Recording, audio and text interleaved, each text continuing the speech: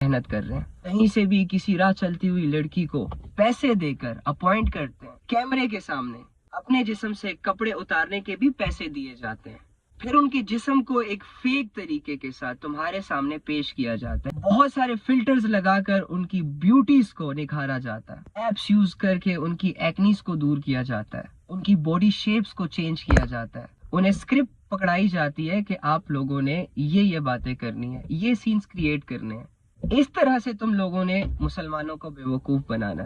کیونکہ جب مسلمان تمہارا ننگا جسم دیکھے گا تو یہ اپنا ایمان ہاتھ میں لا کر تمہارے سامنے پیش کر دے گا، پھر یہ بھول جائے گا کہ یہ کسی محمد صلی اللہ علیہ وآلہ وسلم کا امتی ہے اور اسلام کا ایک فالوور ہے اور اللہ رب العزت کا ماننے والا ہے۔ یہ جسموں کی بھوک اس قدر گھنونی ہوتی ہے، بہت سارے مسلمانوں کو لگ گئی ہے۔ ان عقل کے اندھوں کو اتنا نہیں سمجھ آ رہا کہ دشمن